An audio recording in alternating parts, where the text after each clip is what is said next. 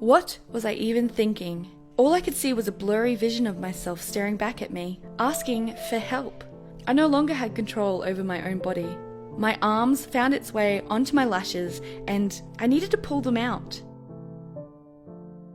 It was early spring when 3rd grade started, and I just remember being so excited when our school's flower bushes finally bloomed into the warmest yellows and pinks. The environment was so relaxing and breezy that I decided spring was now my favourite season. Perhaps I was too interested in these colourful bushes that I totally forgot about my own spring allergies. And this time, it had come into my life, twice as intense as before. It used to be just a few sneezes, but this time, it was my eyes that were itchy. Every time I rubbed them, my lashes would fall into my eyes, mixing in with the spring pollen. Every second felt like I was being pricked by pins and needles. But staying away from the flowers never helped. I was always irritated and I needed a quick way of getting rid of this itchiness. Completely unaware, I began to pull on my eyelashes. I thought, if they were all gone, then maybe it would never bother me again. I started out by pulling off just the tips, but it grew back so quickly that I had to seek for more extreme measures. I decided to pull out an entire eyelash, tugging it from the roots, and right after I did it, I felt completely relieved. I guess I just have to make them all gone, right? So, for the entire summer holiday, I had locked myself inside my bathroom, pulling out my eyelashes while staring at my own reflection. What I saw was a confused young girl staring back at me with half her eyelashes missing. I was anxious to let people see what I had done, but I was also captivated by the damage I had caused. When 4th grade begun, that was when the urge really snowballed. My classmates quickly noticed my missing lashes and picked on me for it. Some found me funny, while others said I was insane. My anxiety was overloading, like an electric charge ready to burst at any moment, ready to destroy me. Whenever I was anxious, all I could think of was pulling my eyelashes. I didn't have an explanation. I just did it over and over again. Soon, all of my eyelashes were gone, and my urges to pluck had bounced back stronger than ever. I needed another distraction. Wait! My eyebrows! That's it! I could pull on my eyebrows to ease my irritation. But was I really becoming what my classmates described me as? Was I really insane? My behaviour lasted for a year until my mum finally discovered my missing eyebrow. She was so shocked to what had happened that I was sent into therapy straight away.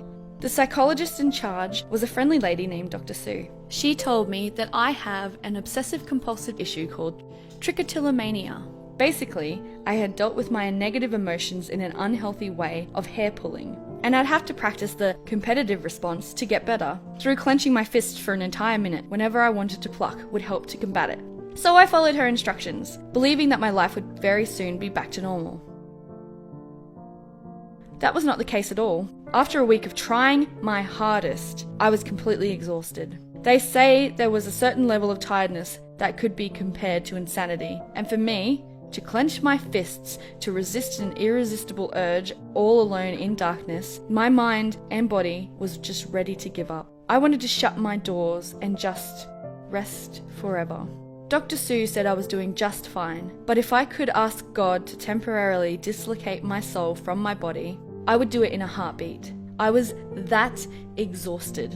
Even when I knew deep down I was a fairly brave-hearted girl, I just wanted to quit. My mum soon suggested that I could join a winter camp to make new friends and be more happy. But all I've ever gotten attention for was for my missing eyelashes and eyebrows. They would ask me if I had been in a fire or a car accident. I never said a word back because I was just too tired. I was just a body of anxiousness. I was just sort of surviving, not living. Physically and mentally, I was barely above water. I gave myself a bad haircut, wore crazy clothes, tried all sorts of crazy methods to distract myself, but none of them worked. And just in half a year, my mum decided to send me into another summer camp. But this time, I met a girl named Daisy who had the same condition as I did. Daisy, unlike me, was a lot happier. I was so shocked at how carefree her personality was that I went up to her and shared my stress for the first time ever.